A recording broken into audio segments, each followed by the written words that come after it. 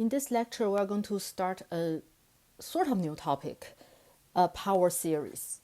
So a power series is a series of the form here, the summation of Cn xn with C0 plus C1x plus C2x squared plus C3x cubed plus etc., where C stands for coefficient.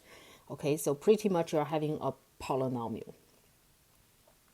And you might want to consider the C's, the coefficients are like, the numbers or the terms used to be adding up together. And then here you have the variable x. Okay, so x is a variable and the Cn's are constants called the coefficients of the series. So C's are constants, are coefficients. And our power series has a variable x, but the powers of x's doesn't have to be x themselves. Okay, so they could also be the powers of x minus a number, but the number has to be fixed. So here x minus a will be like the base of all the powers you are having. Then you have sigma Cn, the constants, the coefficients, times the power of x minus a to the according power. So the constant term is like x0 term, and here it will be x minus a to the zeroth power. Then you have C1, x minus a to the first power, x minus a to the second power, etc. And this is a power series in x minus a, or power series centered at a, or power series about a. Okay, so the regular power series is the power series pretty much about x, or centered at x. And in order to make our summation form work, we do assume that the zeroth power of 0 is 1. We need that to sort of keep our constant term there. Okay, because you are assuming the zeroth power, and when x equals a, you want the whole thing to be just C0, right? But you will have 0 to zeroth power. So we adopt the convention, it's 1. 0 to the zeroth power equals 1. And this thing is called power series because in this series, every term is a power function. You're having a sum of a bunch of powers of x's. Similarly, if you are going to see a trigonometric series, then each term will be a trigonometric function. And trigonometric series actually are very important. And they will have the form, say, sigma an, coefficients an, bn with cosine nx and sine nx. Here, I'm trying to tell you why they are called power series, because it's a series of powers of x. So now, if you look at the power series, when n goes from 0 to infinity, n shows up somewhere, right? N can't show up in your axis other than the power, so the n will show up in the coefficients, the c's. Okay, so pretty much, on top of what series we already have, after the sort of the general form, you will have x to the nth power, or x minus a to the nth power, because this is like your, old series that you see. But of course, remember, multiplication goes before summation, so it's not really like I add them up, then I multiply by x to the nth power. That's not how it works. You really multiply each term by xn, then you sum them up. Now let's see examples. For what values of x does the series converge? So the first one, I'm having sigma 2n xn. So for a fixed x, we don't know what, but say x is already here. We have an x. Then this is really just a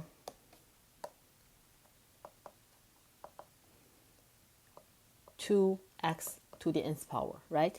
So pretty much we can tell whether the series converge or diverge by root test. Of course, also by ratio test, but I think root test is better. So nth root of the absolute value of n will be the limit as n approaches infinity, nth root of 2n xn, taking absolute value, where you will have the absolute value of 2x,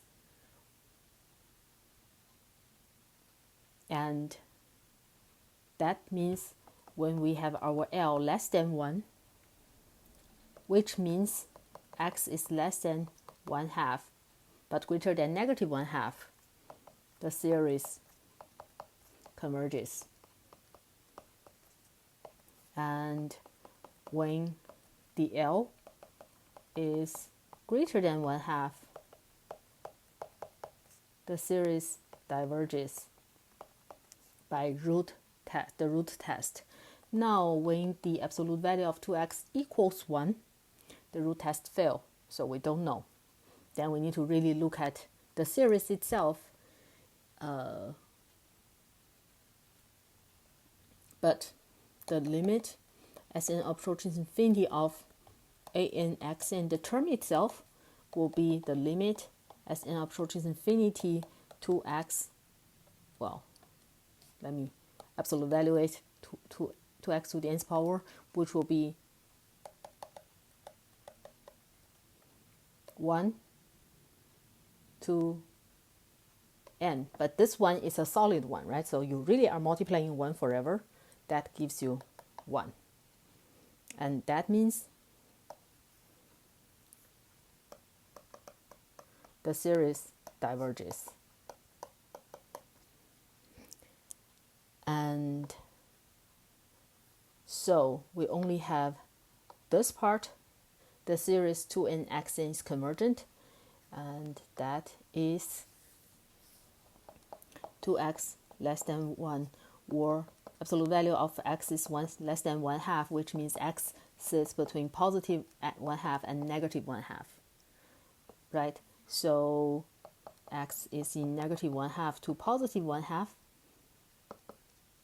the series 2n xn, which by the way is a geometric series with base common ratio to x. So when the absolute value of common ratio to x is less than 1, the series converge.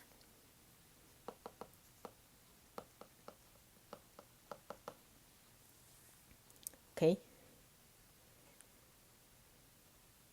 Well, this is so, if you plug in, say, x equals 1/3, which is less than 1/2, then you will have a convergent series. When x is greater than 1/2, say x equals 1, you're having summation of 2 to the nth power, which goes to infinity. Okay. Also, x could be negative, say negative 1. Same thing, you're having negative 1 to the nth power, 2n, that goes to infinity, right? So every different x make the series different, and some of them converges when x falls into this interval, and the rest, the series is divergent. That's what we know from this little calculation based on the root test. Second, I'm having the series of coefficient square root of n times x minus 2 to the nth power. I know actually root test works better, but here I'm going to show you, the ratio test also works. So I'm going to use ratio test this time, an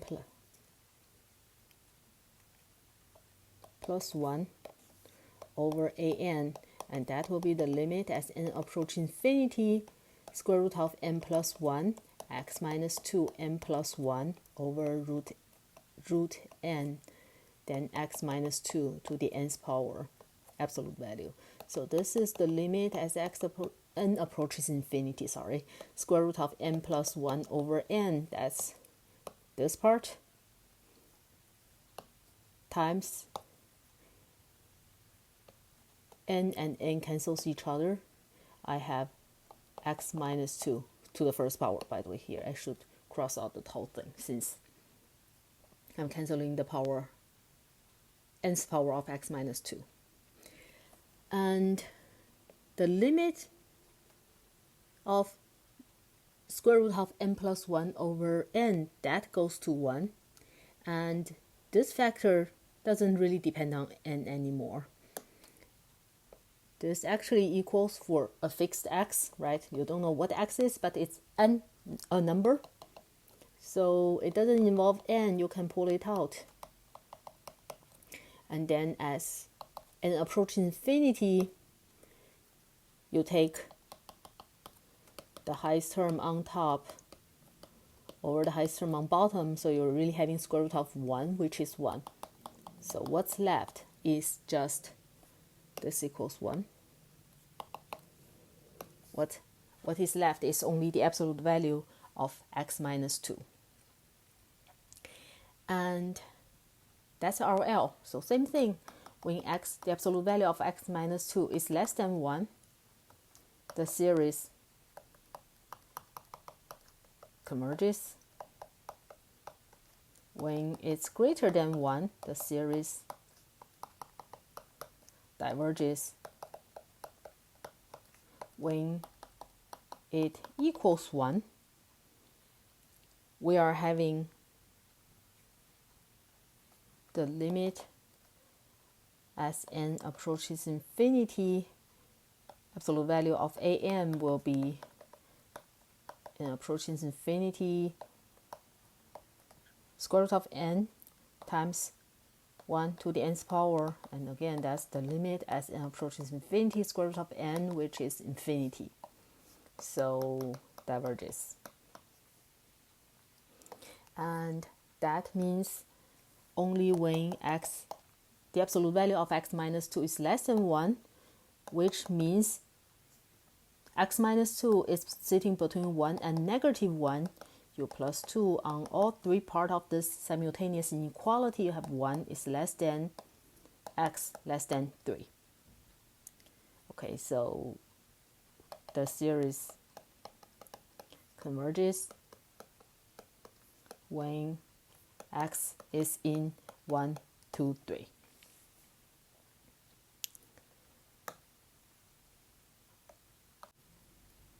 So here, as you can see, for each of the series, you have a certain range of x that the series is convergent.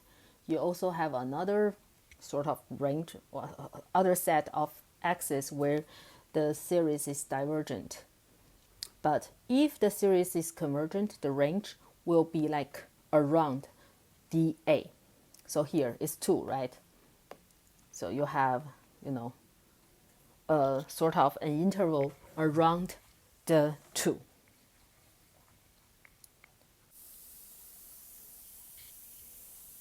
And here we have the general theorem says that having given a power series at A, the summation of Cn x minus a to the nth power, pretty much there are only 3 possibilities. 1, the only value that will make the series convergent is x equals a, which means pretty much you are just having 0 here. So the whole series is a summation of 0, which converge. Or any x value will make the series convergent. That's where pretty much, the coefficient somehow is lower than the exponential function of x minus a for any x. And then finally, the third case is between them. Not all the x's will make the series convergent, but also not just x equals a, which makes the power 0.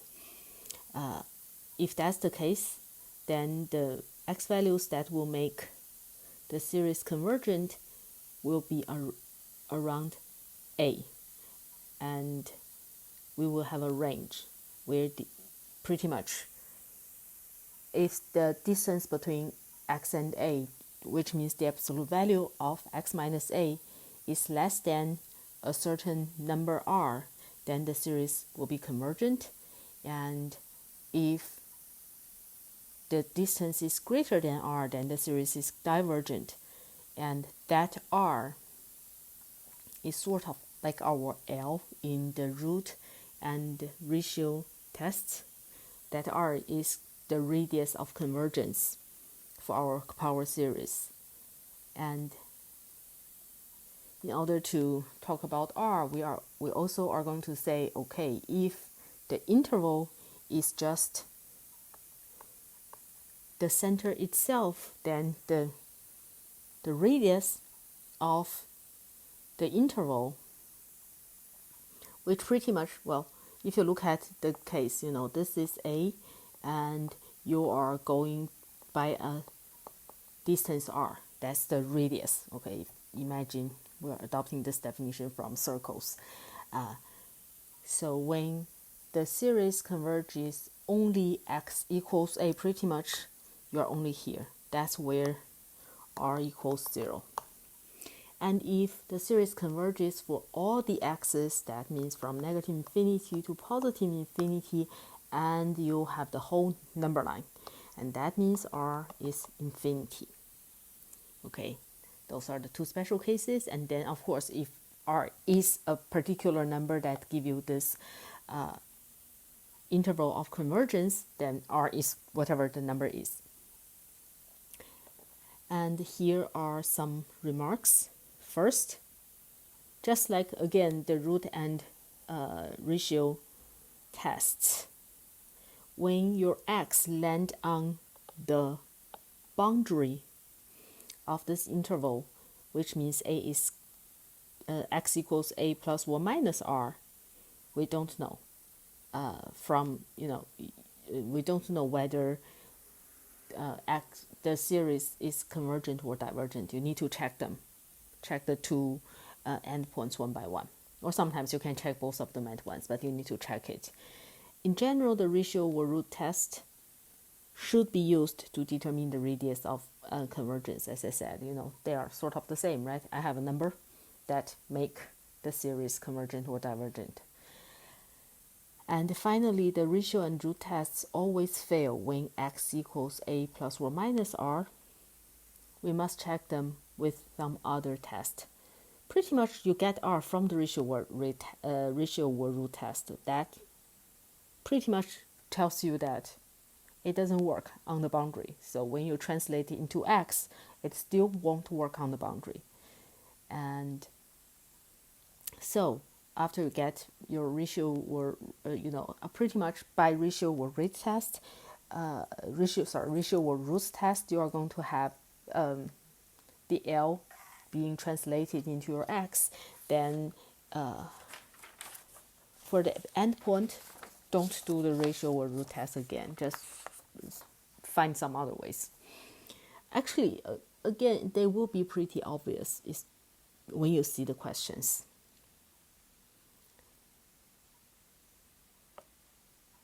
So our example again, find the radius of convergence and the interval of convergence of the series. Well, we have this power series with coefficient n factorial over 3 to the nth power, and you have n factorial.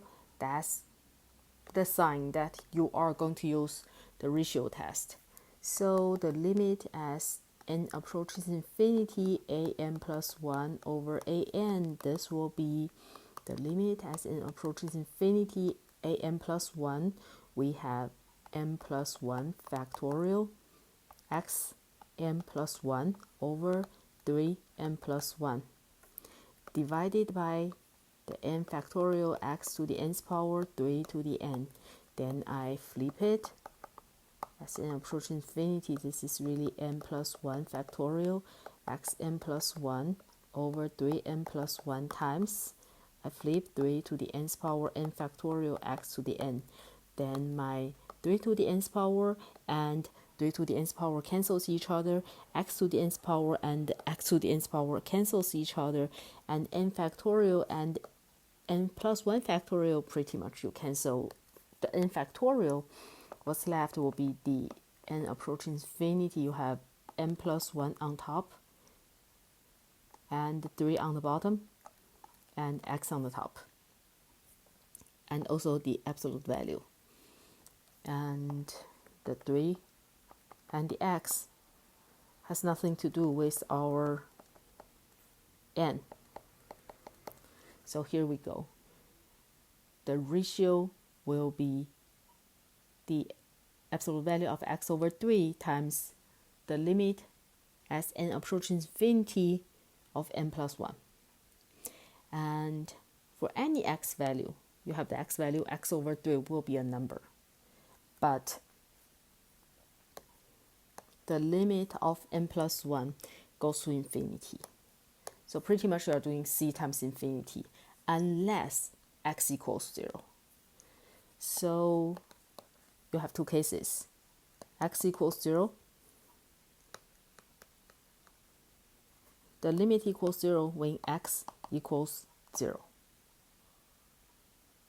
And well, if it's 0, it's less than 1, so converge. And other cases, if x not 0, then you're having whatever x is times infinity, which is infinity, which is greater than 1, then the series diverges. Which means we are looking for the convergence. The only place that the series convergent is at dA, which is 0 in this case. It's x minus 0 to the nth power, right?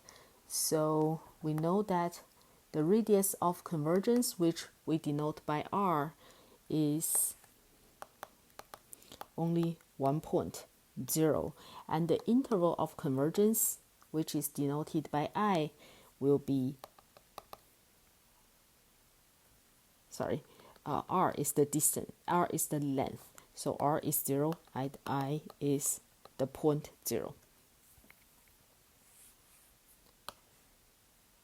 Next example, we are having pretty much x to the nth power and a power of n. So root test.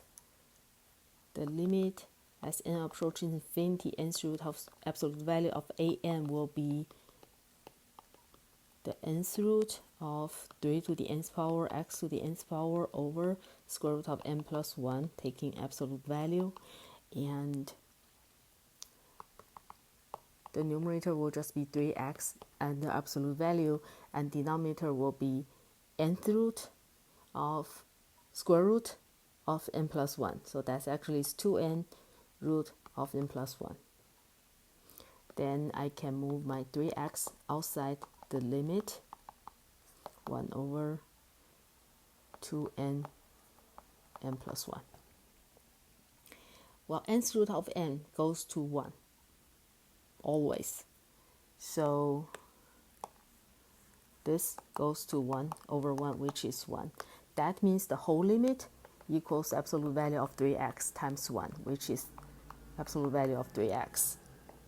That's our L. So when 3x absolute value is less than 1, the series is convergent. And that actually is absolute value of 3x is less than 1. Absolute value of x is less than a third. If we really want to see what x is between negative a third and then a third.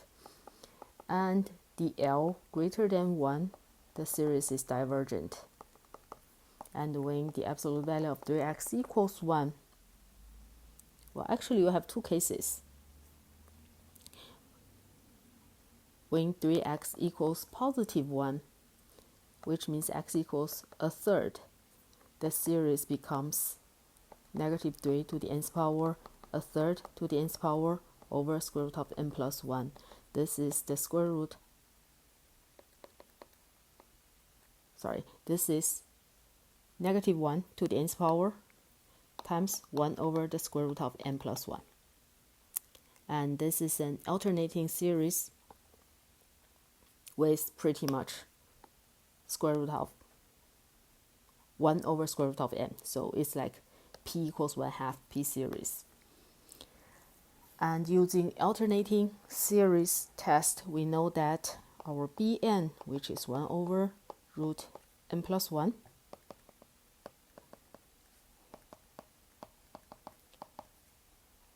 is the same limit as the higher term, which is n. We don't need plus 1. And that's 1 over infinity or 0. And then we also need to show Bn is decreasing. So Bn plus 1 is n plus 1, plugged in with the original plusing 1 here. So that is 1 over square root of n plus 2. The denominator comparing to the square root of n plus 1, since the denominator is greater, the ratio is less. So we do have the limit equal to 0 and decreasing. That means our series of, well, let me just write an, is convergent. I don't have room. Converges. But when x equals negative a third, you have sigma negative 3 to the nth power, negative a third to the nth power over square root of n plus 1. The negative and negative cancels each other. 3 and a third cancels each other. You are having the sigma 1 over square root of n plus 1. Limit comparison theorem, it will be the same as the sigma of 1 over square root of n, or 1 over n square root of n is n to 1/2 power. So this is P series with P equals 1/2 diverges. So where do our series convergent? Our series is convergent here and here. So the R is 1/3 and the interval is negative 1/3 not included, but positive 1/3 included, square bracket. Well, again, let's look at the boundary. For the boundary, what I used was the alternating series test and then limit comparison test. Remember that the root or ratio test won't work on the endpoints. You need to use other tests. Okay, that's it for this lecture. Now you can try the practice number 1 through number 3, all of them.